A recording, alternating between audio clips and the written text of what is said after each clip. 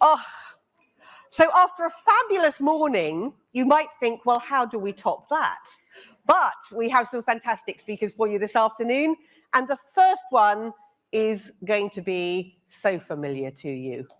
Bonnie Low-Kramen worked for the Academy Award-winning actress Olympia Dukakis for 25 years. Then she went looking for training because she felt that she wanted to be working maybe at a slightly higher level, and she couldn't find any. So she wrote it. And her book, Be the Ultimate Assistant, is one of the best-selling books in the world for assistants, and certainly has opened the eyes and changed the lives of many of the assistants that have read it. And as you know, she's giving it away today for the donation to ISIPO. So if you haven't got it, it's really worth going and taking a look. That spawned her course, which she has taught all over the world. I believe we're at 14 countries. Is that right, Bon? 14 countries she's done that in now. She is known as the Assistant Whisperer. And if you attended her speed networking at lunchtime, you'll understand why that is. And she's just done a TEDx talk. And the TEDx talk was all about the real reasons why people quit. So I thought we should probably sit down and talk about the state of the nation. And so for the next hour, you have Bonnie and I talking to you about the things that we're seeing out in the industry. We hope that you will ask lots and lots of questions. We're delighted to have questions. But before we can do that, can we please welcome to the stage my dear friend, Bonnie Low-Kramen.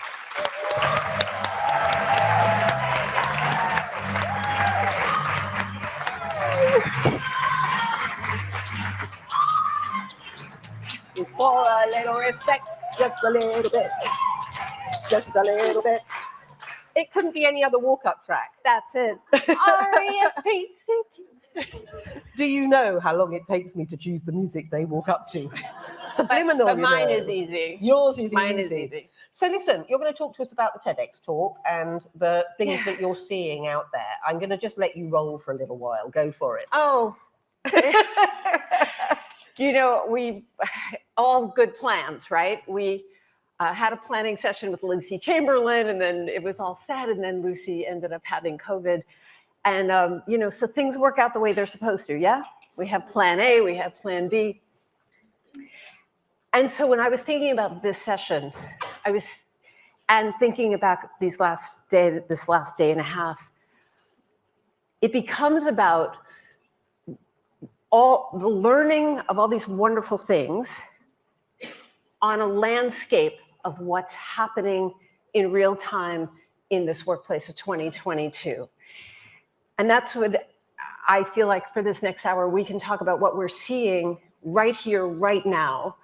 And part of it was in the TEDx talk, which I called The Real Reasons People Quit. But in thinking of all of this, an image came to mind, and it is from 2013, when I went to hear Sheryl Sandberg speak in New York City. It was 9 years ago, right when her book Lean In came out. I'm a big fan, and she came out on stage and she did this. I have news. The world is run by men, and I don't think it's going very well.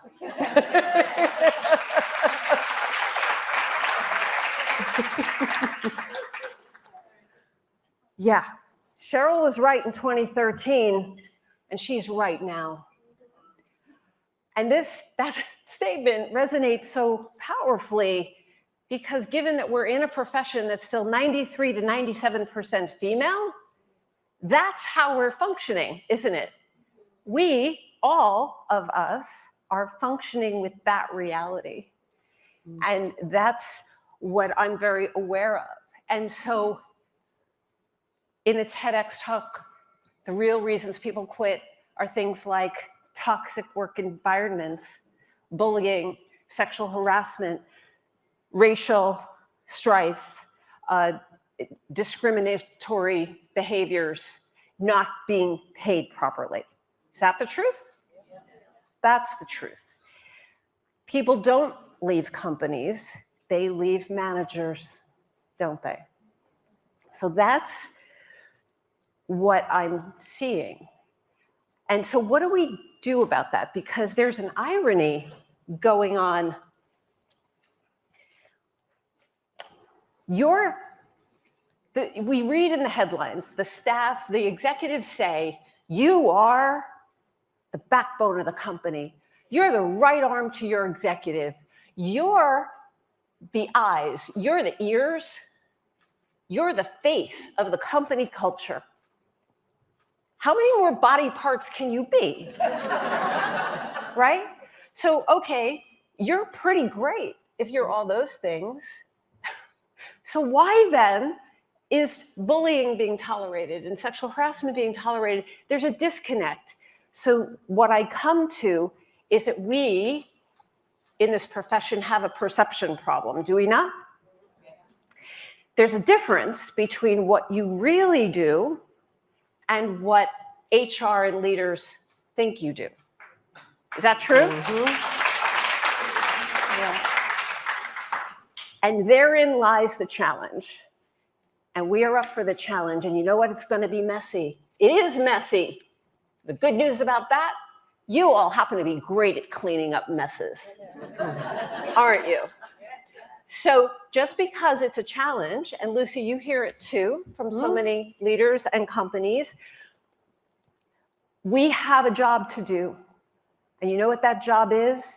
Is that everyone forever in this room, raise your hand if you're the eyes and ears. You see and hear everything. Yeah. Now it's time for you to be the mouth. Now it's time for you to show up, stand up, and speak up about what you see, about the issues that are burning. Because you know what? I feel an urgency. I think, Abigail put up, now's the time. Now is your time. Now is the time. There's an urgency right now. We're 2.5 years past this pandemic. And decisions have been made, haven't they? Decisions are being made about how this workplace is playing out and recalibrating what the new rules are and what the new protocols are. Is that true? Is that happening at your companies? Who of you, raise your hand if you've had a voice in those decisions? Have they asked you your opinion? Maybe about half. Every one of you should have been consulted on those decisions. You sit in an important seat, so we need to have a voice. And it's time for you to, many of you are functioning as strategic business partner. We hear that term a lot. Yeah. Right? What does it mean? Right. And for many of you, that means you have your seat at the leadership table. You're considered a part of the executive leadership team. Your opinions are valued. For whom is that true? Who are our strategic business partners? I know we've more than half. But many of you did not raise your hand. And many of you may not want to have that. But if you do, it is our obligation, it is our responsibility to say what we see about what's going on in this workplace right now. The time, we can't let this go on like this, because the shame will be if we get to 2023 or 2024 and we're still wrestling with the same issues.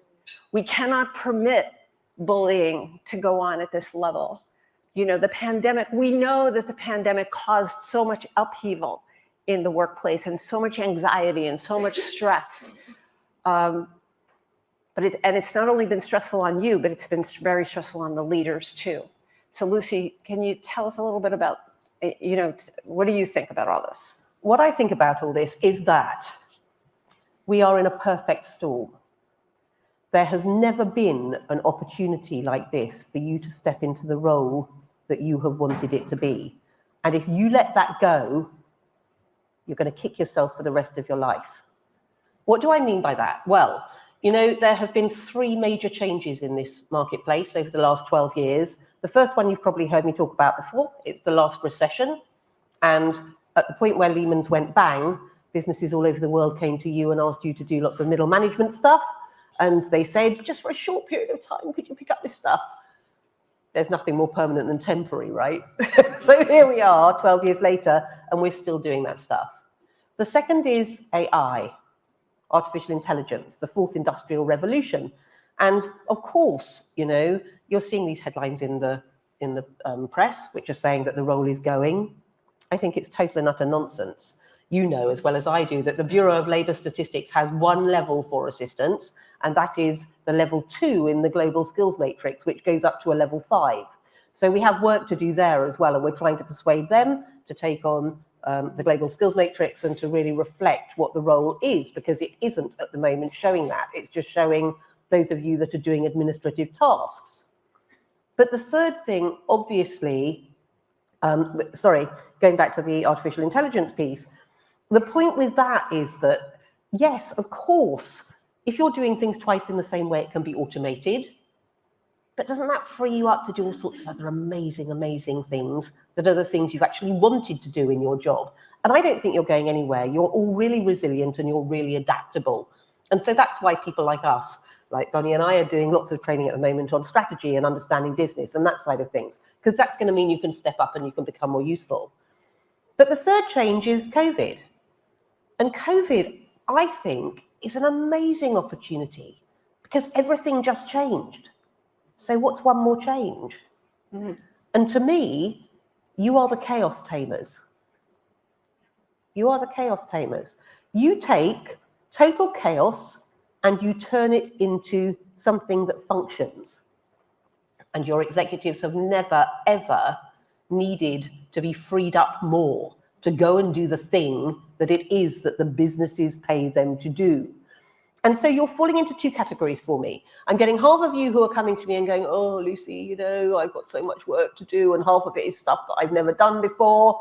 And please think back to what I said about the last recession, because that really created a whole heap of opportunity for you. And I think if you hold on to your hat when this all shakes down, you're going to find that really you're going to have a whole heap more opportunities coming out of that.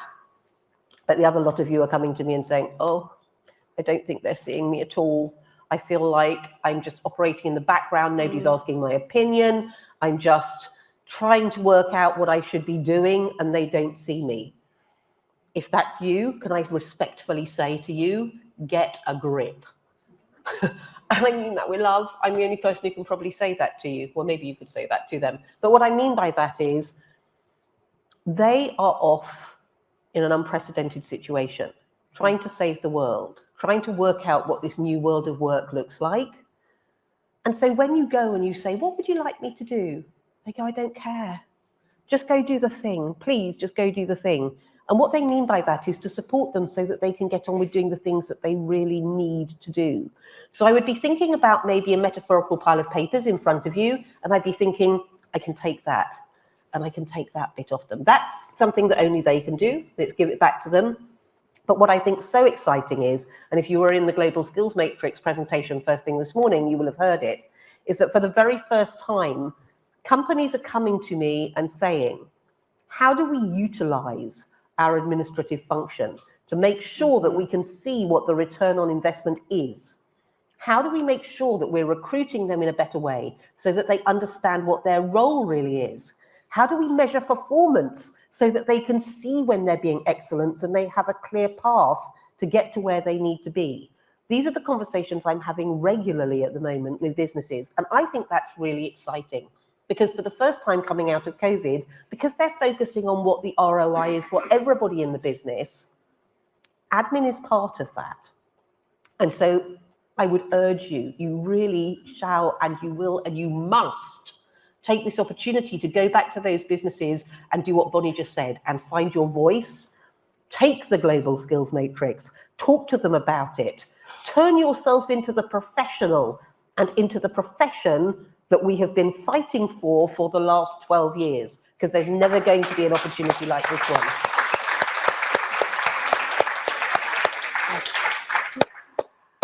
Well said.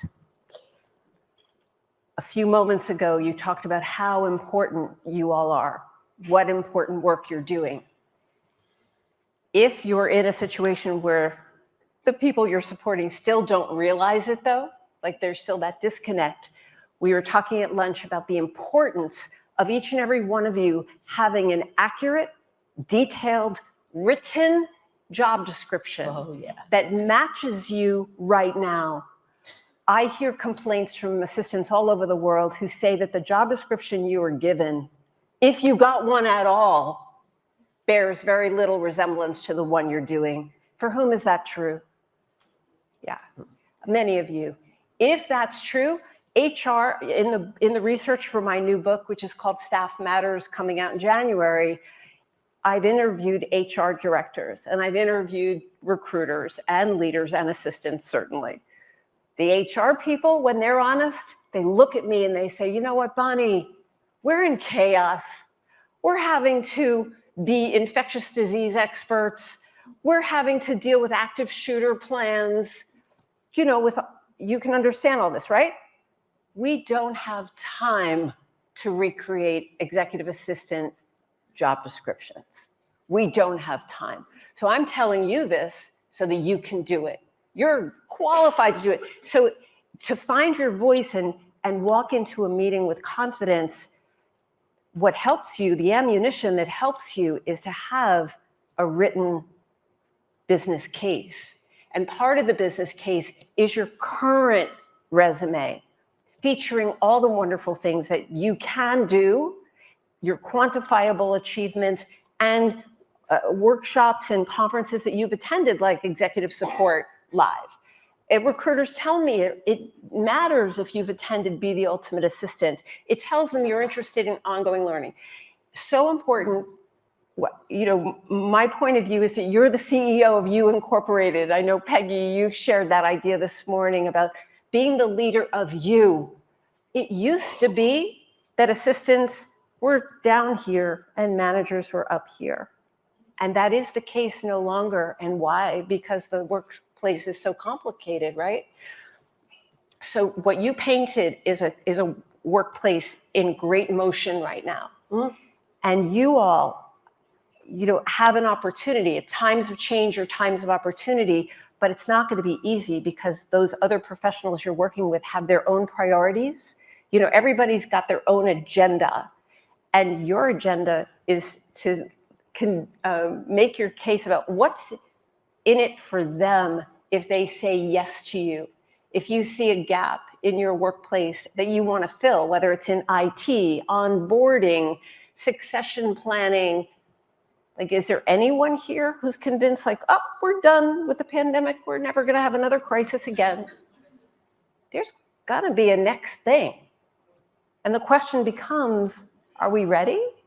Are we ready? Could we be better ready for the next time? And if you're that person who's coming forward with the solution, that makes you valuable, but it means putting your case in writing so your leaders can see it in black and white.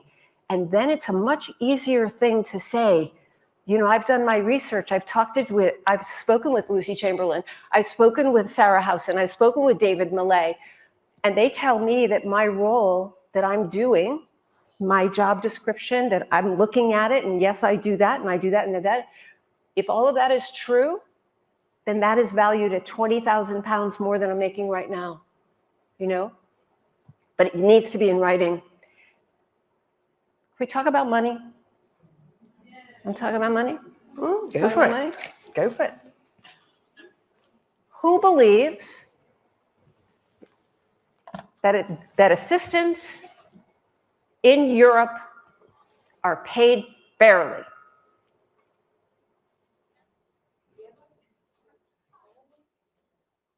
Very few hands. Over this last day and a half, I've heard over and over again that assistants are underpaid, that they're not valued for the work you do. Is that accurate? Mm-hmm. And I know it varies by geography. In the United States, where I'm from, there is the Great Resignation going on, and salaries, recruiters in the United States are celebrating because salaries are going up.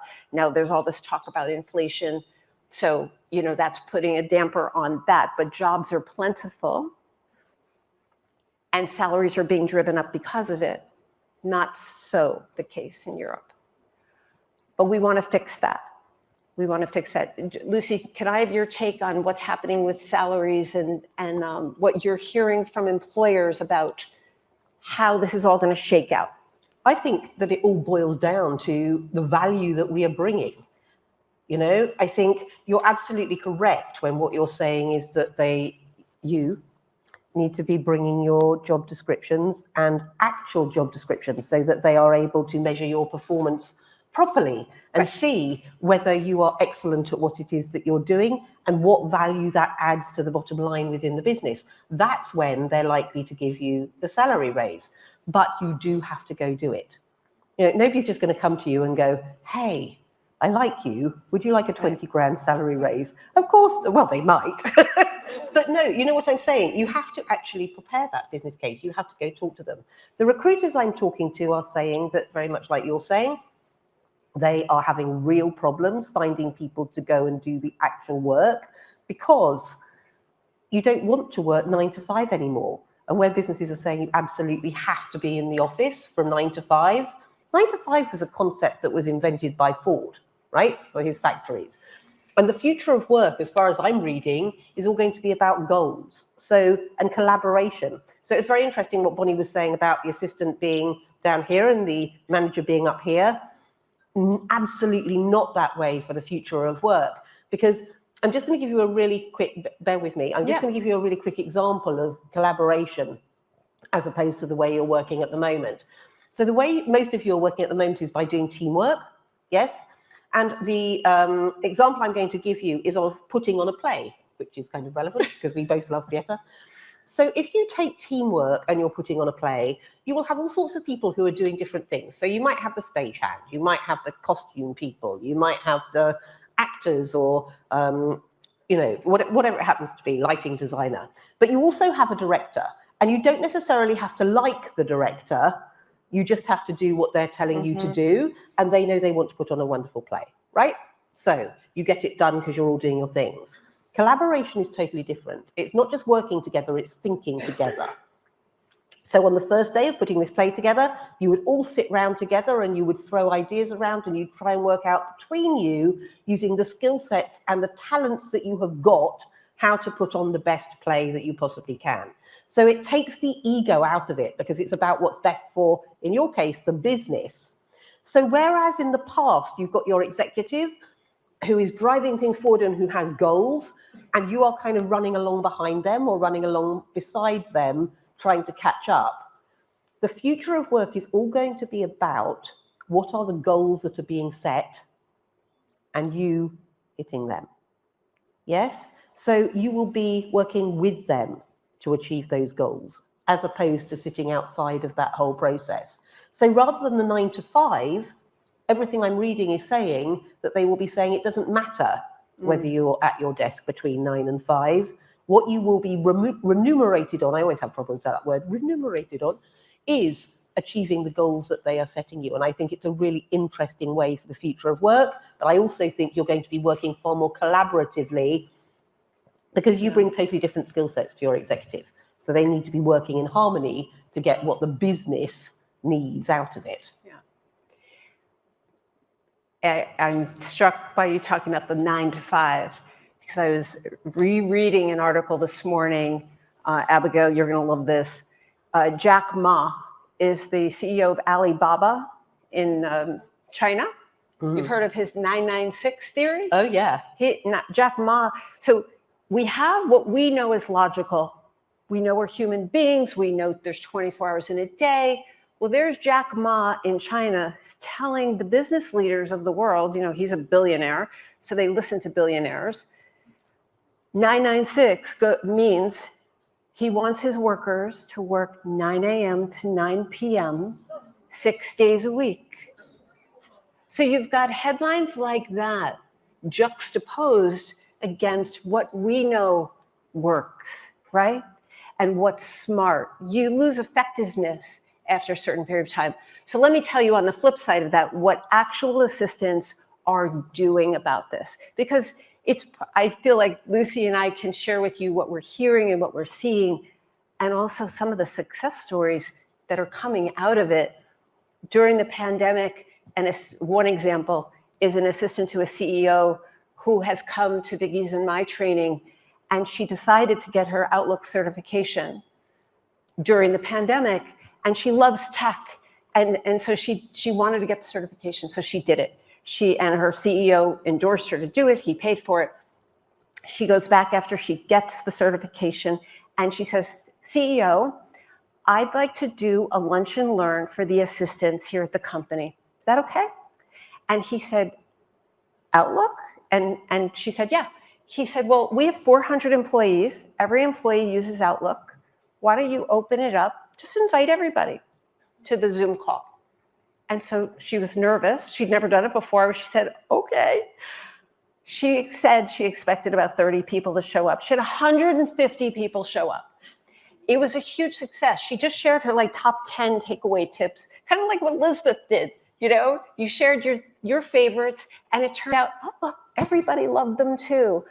Turned out she kept doing trainings. People then started using her as like the go-to person for tech. She was already the assistant to the CEO, but she got a bump in salary. She got a promotion. She got visibility.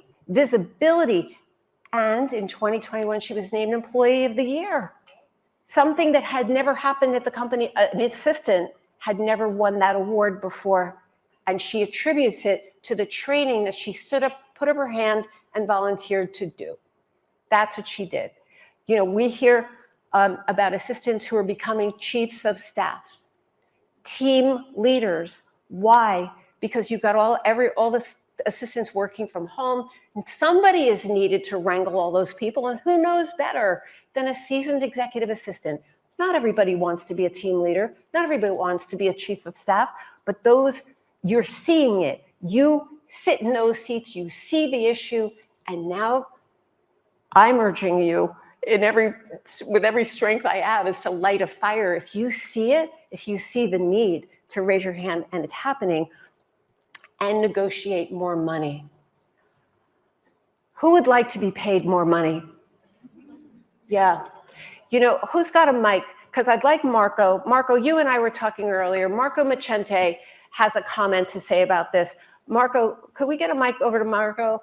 He recently got a change jobs, and he's based in Italy, and he was sharing with me how he's aware that not all leaders see your value, especially here in Europe. Marco, can you share with us some ideas? Yeah, definitely. So this is a problem, as you said, the problem of the perception. And I have been working as an executive assistant for more than 7 years. And I saw this in the roles that I was covering. Actually, the perception that we can be business partners is not accepted and is not very recognized. And for me, it was important to be aware and have the self-awareness that I could be a business partner in order to show up and in order to prove to my manager that I was able to fill the gaps. And how we can be a business partner, because we like this slogan, we like this word, but we need to put in practice in our daily work the fact that we can be business partners. And for me was the possibility to be a liaison, an advisor, an ally, a stitch between my team and between the entire company that in which I was working for. So if we are able to make the case and understand in which activities we can be an advisor, in which we can be an ally, in which we can be a liaison from our manager, we will be able to show up as business partner. Because the business partner, we know that there is the HR business partner, there are the finance business partner. The business partner himself or herself is a neutral role that is able to mediate the needs of the business with the needs of the business units. We need to be business partner, and we need to be neutral sometimes as advisor. We need to be a liaison for our manager. We need to be allies. It depends on what we are doing.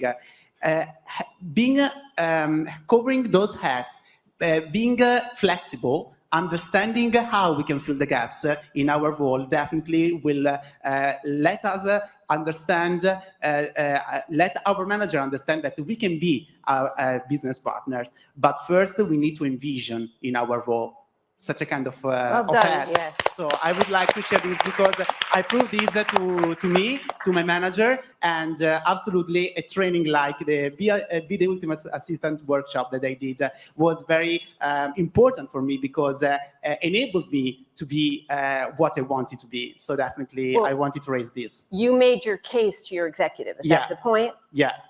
It was a sheet, right? Yes. Was she surprised by what you were telling her was possible that you could do? Yes, definitely. So I was able to build the business case in order, to prove, to future-proof. You put it in writing first. Yes. And then you expressed it. Yes. I prepared and now the you're case. and you negotiated more money, right? Yes, I was promoted. Did you give a number? And did you give the number, the amount of money you wanted to make? Yes, I mean, I was understanding that working on projects and having the project management in my daily work, I was able to understand how a junior project manager pretty much was earning, and I put the case in order to ask for this raise, and I got it. Yeah, well done. Amazing. Well done. Marco, I think it's so interesting just because I think so often assistants say to me, I want to be treated like a proper business person. I want to be at the heart of business, just like everybody else. Can I be slightly controversial? I think so often you don't think about yourselves that way and therefore you don't behave like it. If you want to be treated like everybody else in the business, you need to learn the business. You need to understand it. There's a great deal of difference between knowing and understanding. And I think most assistants know an awful lot about their business, but they don't make it their business to really understand. And those meetings, and I know, they say, come to this 2-hour meeting. I want to talk to you about the quarterly results. And you think, kill me now. You know, this is 2 hours of my life I'm never ever going to get back. And I'm composing emails in my head. Listen to it.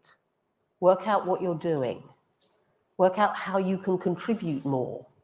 Ask to attend the leadership meetings. I think that's one of the greatest ways to really understand the business. Because when you go to those leadership meetings, and I'm not talking now about being there to take the minutes, right? Because there's something very different in the way that you listen if you are sitting there as somebody in your own right. But I'll give you an example.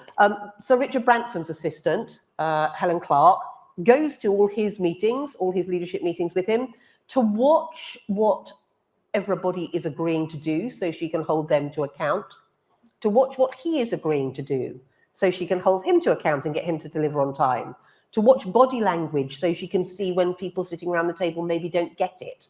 But most importantly, to learn the language of the business, to learn the rhythm of the business, and to work out where she can add value and take on greater responsibility. Right. And I'm not talking more work now. I said this morning because I know you've all got quite enough work to do. Right. But what I'm saying is, if you want to be treated like everybody else in the business, you have to really understand it and you have to be willing to step up. Melba Duncan, who some of you will know, who is just an icon of this profession, she wrote that amazing article in Harvard Business Review on why executives need assistants. She said that in order for an assistant to be successful, they have to have trust with their executive. Trust is a massive thing, but the executive also has to be willing to delegate. Yes? So what I would say to you is, trust is something you don't get like that. You have all the time assistants who are saying to me, oh, I've been with my executive for 6 months and there's no trust there and I hate it and I think I'm going to have to leave. And I'm like, well, you know, I reckon that it probably takes 18 months. 18 months before you get to a point where you really trust your assistant. I mean, Fran and I have been working together now for 2 years, coming up for 2 years. Yes. But, you know, and obviously there are things that she does now where I trust her absolutely completely. But there are still things that we're working our way through and we get to a point where later on we'll probably go, well, yes, okay, you can have that completely because now you show me I can trust you to do it. So it's just a process, isn't it? It's a process. But really, if you want to make the money, if you want to be seen as the business person, you need a plan. You need a plan as to how you're going to do that because it isn't just going to happen magically. I think it has to do with mentors who are found in rooms like this morning when you had, that was so brilliant, you know, to connect people. I just flew out of my head what I was going to say. It's so crazy. About money. Pardon? Bonnie, can I say something? Yes, Helen. I mean, first of all, thank you so much for this discussion. This is so valuable. And I absolutely applaud what you're saying about needing to speak up, because let's face it, assistants are their own worst enemies. Oh no, don't put me in the spotlight. I'm in the background. I'm working here behind the scenes, and that's perfectly all right. So I don't want recognition. No, I'm keeping a low profile, just doing my job. You can't say that, and on the other hand, complain, oh, they don't see what I do. They don't know what I do. They don't understand my role. So it's up to us as assistants to step out into the light, tell people what you're doing, explain about your role, talk about what you do, and be proud of what you do. At the World Administrators Alliance, we're running a campaign. I hope you've seen it on social media, the career behind the job, #career behind the job. So please use that and spread it all over the place, trying to get recognition of this role as a conscious career choice. And this is all part of what you've just been saying, Lucy, as well, about you need to start thinking like a manager, thinking like an executive, understanding the role that they do so that you can support them, because the better they make you, the better they're going to be. You need to tell them about that.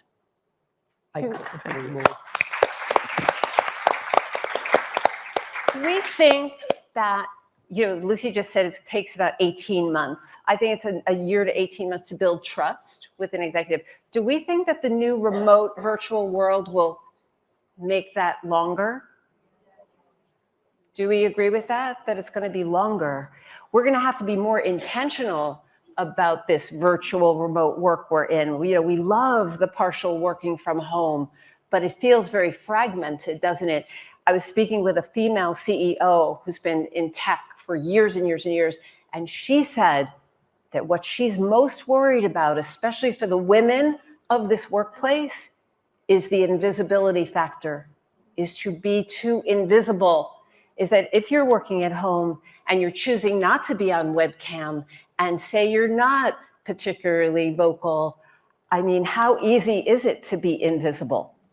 Really easy. And if you're invisible, there's no way to advocate for a six-figure salary. There's no way to advocate for your seat at the table or make your business case to be the liaison, the ally, all the things that Marco is saying. Carrie has something to say about that. Hello, thank you. I just wanted to say that I really do think this is one of the new skills that we've got to learn. This is one of the things that we need to be pushing forward, is in confidence, is how we convey to other people, because this is exactly what you were saying. It's that we are invisible if we choose to be invisible, but to not be invisible, you have to put work in. You have to put that work in. You have to. Right. I'm not a natural speaker, although I am chatty and I'm full of words, but I'm not a natural speaker. But I have learned to become something, to be able to tell people who I am, what I can do. How many years experience do you have, Carrie, in the business? Not Carrie. I have Debbie. Debbie, I'm so sorry, Debbie. It's all right, no worries. Forgive me. I have about over 20. 20 years experience. But I would say in the last 10 years, I had an epiphany, and I I felt as if even if I did a good CV, even if I did this, did that, I still couldn't convey what I needed to convey. And now, I was saying to Lucy previously, is I've been made redundant twice in the last 3 years, and I've learned how to do an interview. I've learned how to verbalize what I need to, and how to make it really clear. And Debbie, may I put you on the spot a moment? If anybody in this room wanted to know a little bit more about how you did that, would you be willing to talk to them? Absolutely, yeah. Yeah. May I ask this room, if someone, we agree this workplace is in tremendous motion and there's so many challenges that face us. If anybody in this room came to you next week and said, we started a conversation at Executive Support Live, and I'd really like to talk to you more about it. Who would welcome that email? Who would welcome that conversation? Can you please look around? Can you please look around? This is the future, my friends. Thank you. This is the future. We have to help each other. The Debbies who've been working for 20 years, you know, the Helen Monuments, right? The people with so much experience, we need to, because one of the worries I have is, where's the pipeline? Who are the people who are going to replace you? Right? As Olympia used to say, every job ends sometime. What do you think? What do I think? What I think is, yes, you're right. Of course you're right. Being at home is something that is going to mean that the communication part is more difficult. But communication is absolutely at the heart of this role. Mm-hmm. Isn't it where it all goes horribly wrong if the communication isn't right? And I just want to give you a couple of stats. You know, 55% of communication is body language.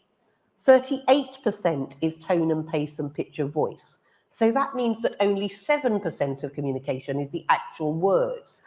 That's why when you're communicating by WhatsApp or by email, it takes on a tone, right? So if you're doing that, you're causing yourself problems. And I know for some of you, well, they're so busy and now I'm at home, I'm a bit invisible. 10 minutes a day, okay? 10 minutes, because if your exec is anything like me, and Fran will tell you, I don't do detail. And the thought of doing a meeting for longer than 10 minutes on detail is my idea of hell.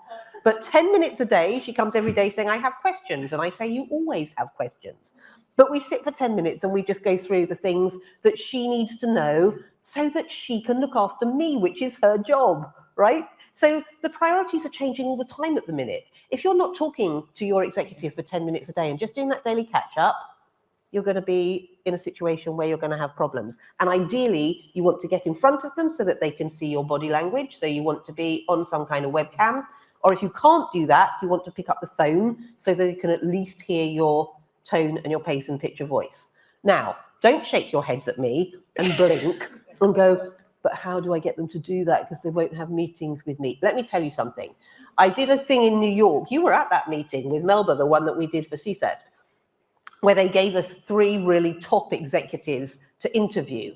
And if I told you who they were, I'd have to kill you because it's all very secret. But anyway, you guys gave me questions to ask them. And the top one by a mile was, how do I stop them taking me off the calendar? So I asked them, and they looked at me and they blinked and they said, but don't they manage the calendar? And I said, oh, yes, they do. Uh-huh. And it suddenly occurred to me, you know, when Fran books meetings for me, people arrive and people go, and we talk. Yes, they turn up on the camera, we talk, off they go. If Fran appears, do you think I sit there and I go, what are you doing here? You're not important. I've got more important people to talk to than you. Of course I don't.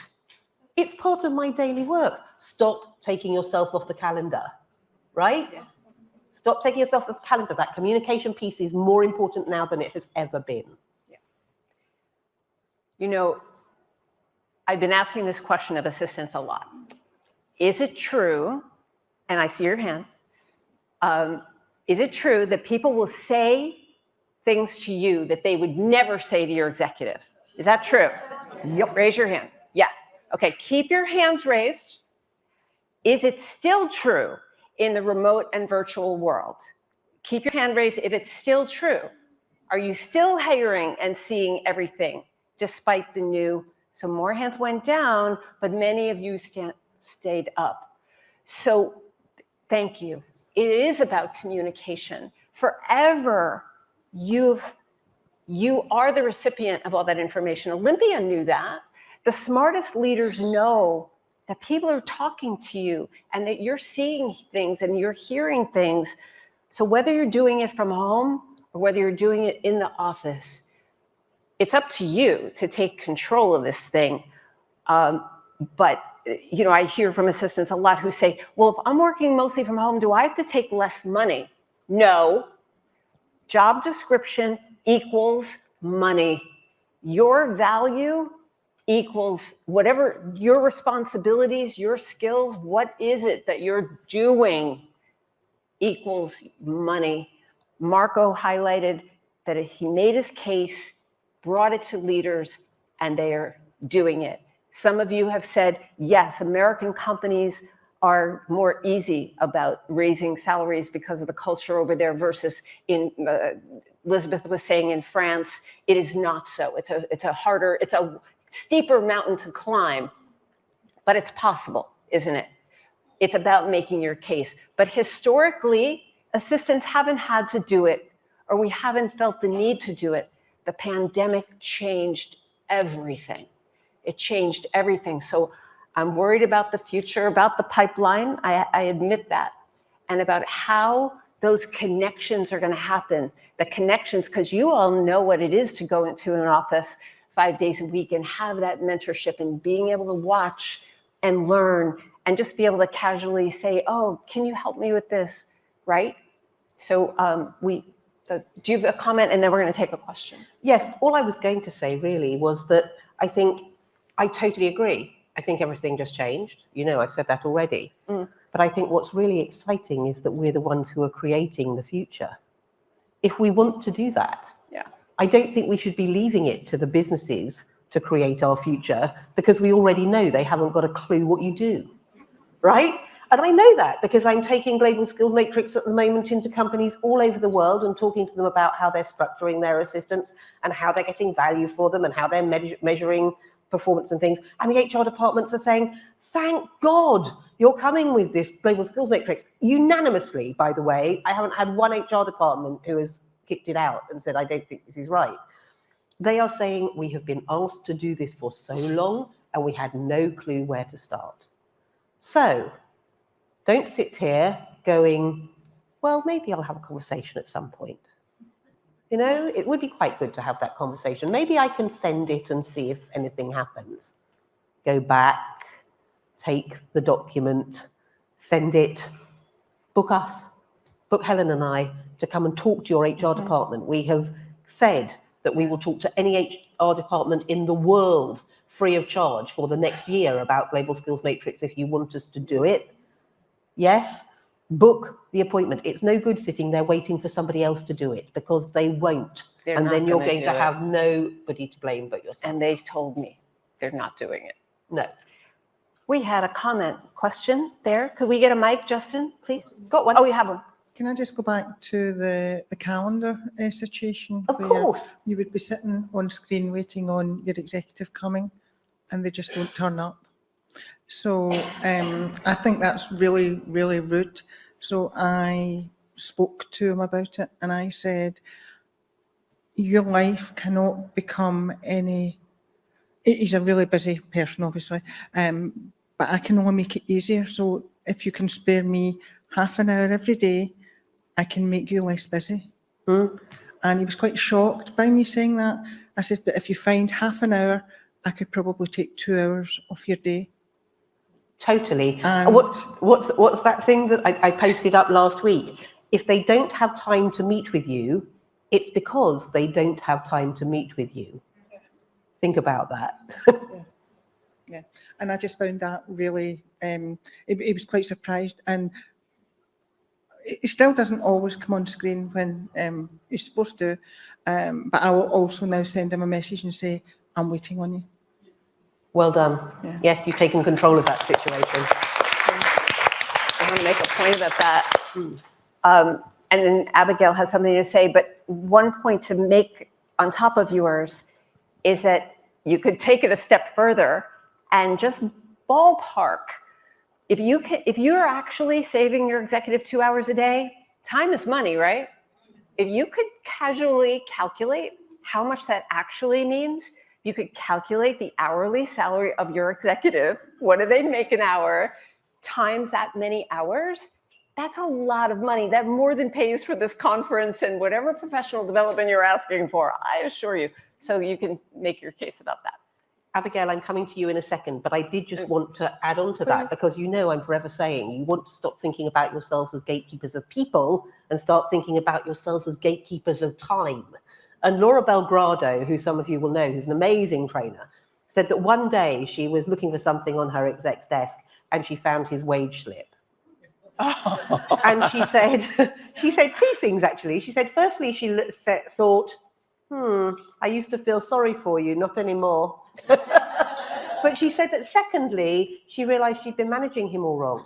And she suddenly thought that what she actually needed to do is to work out how much he was worth per hour, because your job as an assistant is to make sure that your executive is as effective as possible, to make sure that the salary that they are paid for an hour's work is best utilized. So if you can shave 10 minutes off that hour by doing something for them over a year, that adds up to a huge amount of money. How much does your executive earn? Shall we say a lot? Does that work? Good. Okay. And how much time do you think you save them as a percentage on an annual basis? A lot? Yeah. So even the worst of you are probably giving them back 20%, 30% of their time. The best of you probably giving them back 80, 90% of their time to go do the thing that the business pays them to do. So times the salary, by the number of hours you're saving them, that's what you're contributing to the bottom line, right? And that's before they use that time to go and do things that generate money for the company. And that's before you go and do all the stuff that you do that saves the company money anyway. Because I've never known a group of people who can get so much stuff for free. So, right. Miss Abigail. So I just wanted to pick up on the point that the ladies made just now about get Lucy and get Helen into your organisations to speak to HR. I spoke at an HR conference recently. The biggest challenges the HR professionals have got is that they don't have enough time to understand the challenges that you have, and also they don't have enough time to understand what it is you do. Therefore, if somebody is offering to come into your organisation to explain in language that is very clear what it is that you do, basically what Lucy's saying to you all, if you don't bring me and Helen into your organisation, you're telling us you don't want to be paid more, you don't want to be treated better, and you don't want to enjoy what you do.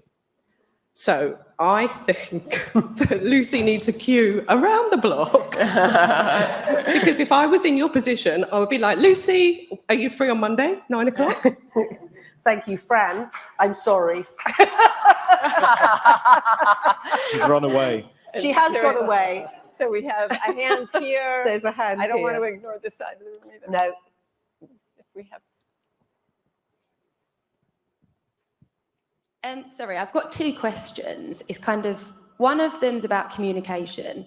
So at the moment, I'm having quite a difficult time with my manager, and she complained. So obviously it's summer, so she's been away for annual leave. I've been away for annual leave. She's been on business travel. So we haven't been able to, we've kind of been very much passing ships. We haven't really kind of just going by holidays and time in the office. We've missed each other quite a lot. So communication has been awful recently. And so the other day she called me, always bumps my one-to-ones, but called me this time. And she said, I'm not happy by our communication. And I said, nor am I, because every time I email you, you ignore me. Every time I have a one-to-one, you move it. Every time I try and do anything, I can't do it. So I'm not completely blaming her, but I said, I completely agree, the communication is awful. Anyway, so then she said, okay, can you come into the office Tuesday, Wednesday, Thursday, because they're the days that I'm going in. So I said, yeah, that's fine. So went into the office, and my mid-year review was supposed to be on Wednesday. So I thought, right, I can have the conversation face-to-face on Wednesday at my mid-year review. So I went into the office, and she bumped it to Thursday. So I was like, okay, fine. So on Thursday, I said, are we going to have our mid-year review? And then she said, oh, can you move all of my one-to-ones today? So I said, is that including my mid-year review? Specifically asked, basically, can I have it? And she said, no, yeah, can you move it till Tuesday? So what should I do in that situation? Because I feel like I've kind of tried every angle and I'm kind of not getting anywhere. Do you want to do that? Or I can do that if you like, but I know what you're going to say. Here's, how long has your manager been a manager? Would you say? Quite a while, I think. Quite a while, okay. The statistic is a leader gets their very first training at managing people at age 46. And that's one thing I shared in the TEDx talk, which was a mind-blowing statistic for me. Managers pre-pandemic were not good leaders. Post-pandemic, they're challenged even more. So I would say to you that you're going to need to manage them, to manage time, to communicate that the meeting is important to you. A good manager would know that, to at least explain to you what the situation is. But it needs to not go off the calendar indefinitely. Of course, you understand, we'll push it to next week, but let it be known that it's really, I'm really looking for, the day before the meeting, I would shoot a text or an email or whatever is your preferred communication style to say, I'm really looking forward to the review tomorrow because I have a certain amount of agenda on my list as well. What do you think? Oh, sorry. No, I was going to say that I believe that you train them how to treat you. And I think in your head, she's the manager and you're here. Absolutely not. Okay? Blame me. Go back, say, the woman that ran the conference that you sent me to at the weekend reminded me that my role is to make you the very best that you can possibly be, and I have some ideas around that. Choose 3 things you want to change. Talk to her about the 3 things you want to change in terms of what is in it for her and what's in it for the business, and then deliver immaculately. Because if you deliver immaculately, they'll trust you. Yes? Then you're there. Then you're there. Thank you. And then the other question was around kind of the, what's the word? What's the word? What you said? What Marco was saying. So about making your role, and obviously if you're doing more, telling them, not specifically business partner, but same thing. So in my old job, I did exactly that. So I was in a bracket of PA, wasn't doing that. I was managing a team of PAs. So myself and my manager went to our HR, rewrote all of our job roles and said, our whole team doesn't do anything around this job description. So we rewrote everything. They came back and said, oh no, we can't change them. You what? They literally said, we can't change them. Because it was a big corporate company, they said, no, we can't have separate job roles for every PA. So we said, okay, fine. But the problem is we're not PAs. Part of our job is a PA, but we are not, that's not all that we are, especially myself and my manager. Because obviously we manage the team. So again, obviously that was my old job and I left for that, mainly for that reason. So what, again, would you do in that situation of literally they just say, no, sorry, we can't do that? I think it's clarity. And I think, it's a situation now where, were you in the Global Skills Matrix meeting this morning? No. Okay. So we will talk afterwards, but on the website for Global Skills Matrix, which is saying the 5 different levels of where you can be as an assistant and how you progress through those levels to make sure that your career is set. And this is a document that's been put together having done research to organizations that represent 200,000 assistants globally. So it's not just your opinion, it's something that is for the profession worldwide. And one of the top HR professionals in the world, Sarah Richardson, who is in the top 10 people in the world, HR professionals in the world, wrote a letter for HR, which explains what is in it for the business if they do it. So you can download that, you can download the Skills Matrix, you can download all sorts of other resources at the website, which is globalskillsmatrix.com, or reach out to me. You've got my email address in your pack, and we shall have a conversation about it and we'll work our way forward. Thank you. Absolute pleasure. As we tend to head towards wrapping up this session, I want to end where we began, which was at the TEDx talk. Yes. And that in it, I identify that what, in my view, in my experience, from you talking to me, the top 4 things that staff wants in the world for job satisfaction. And they are, in this order, respect, appreciation, and acknowledgement for your role, fair compensation, and professional development, support for career growth. Those are worth fighting for. Annual training budgets are worth fighting for. We know you're the right arms. You're deserving of respect, appreciation, fair compensation, and professional development. You're deserving of not being bullied, sexually harassed, discriminated against, or experiencing racism. I am urging you with every fiber in my soul to take action about the things that matter to you. And to not only do it for yourselves, but do it for your daughters and your sons and your grandkids and the pipeline for those assistants coming up behind us. Because you know what? They're not going to have an easy road either. You're in the mess of it right now. You are totally in the mess. It's a mess. But we're going to need to work our way through and to keep clearing the chaos as it happens. Let us fix what's broken, because there's a lot that's broken, isn't there? But there's so much hope. You are the future, and we need to do this together. That's what I think. Thank you, Bonnie.